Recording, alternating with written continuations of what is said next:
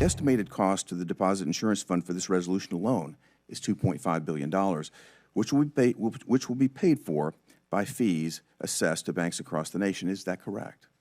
There will be a special assessment to, so it's only an estimate, the $2.5 billion. We don't really know what the final cost I understand. will I think be, but there will be a special If you add SDB, assessment it's going to become much, banks. much larger. And when you increase the cost of doing business, that cost is going to get passed on to customers. So this number, $2.5 billion plus, and any future losses will be in fact borne by bank customers across the United States. Again, American taxpayers, the last time I checked. Is that correct? Well, they may be borne by shareholders of the firms. So, Madam Secretary, does insuring every deposit at every FDIC-insured bank in the nation over $250,000 require congressional approval? This is not something that we have looked at.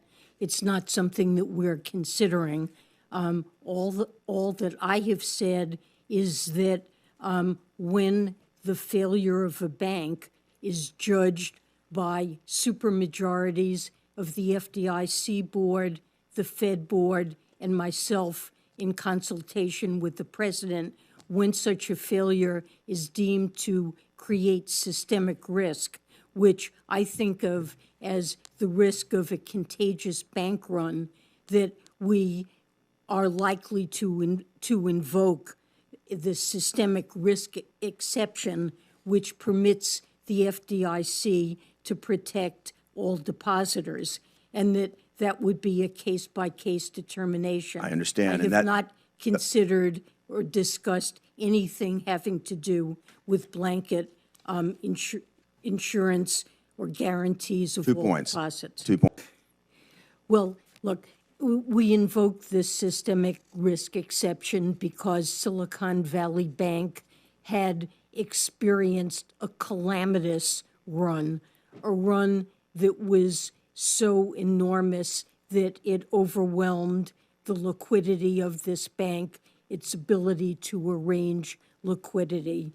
And it created the potential for fear about the safety of uninsured depositors in many other banks, and a failure to protect those who were uninsured depositors in this bank at the time it was put into receivership would have led to fears by uninsured depositors at many other banks who really have no easy way of knowing what the status of their banks are and whether or not their funds are at risk. It risked contagion throughout the banking system. We invoke this exception in order to try to contain the contagion that seemed to all of us to be inherent in these uninsured depositors being wiped out or severely haircutted. You know, what I'm focused on right now is trying to stabilize the banking system, and I know our banking system to be sound, and I think right now we need to focus on improving the confidence of the public that we do have a sound banking system. And we can debate in the days ahead whether or not $250,000 is the right level for deposit insurance, or whether that system should be changed in some way. I'm not going to weigh in on it.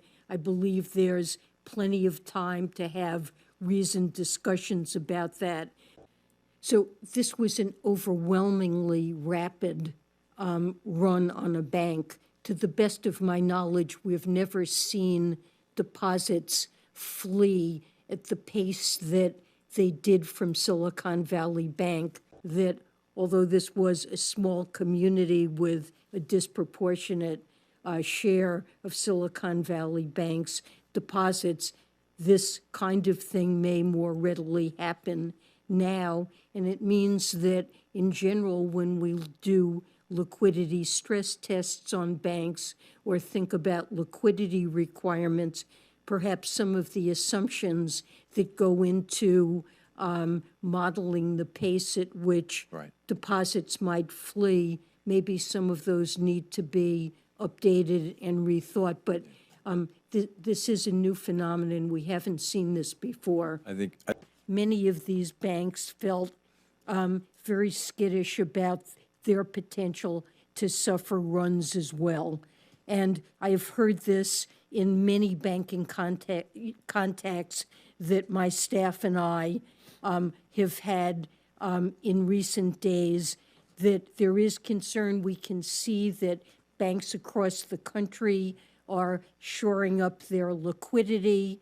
They are very worried about contagion from the troubles of Silicon Valley Bank and Signature Bank.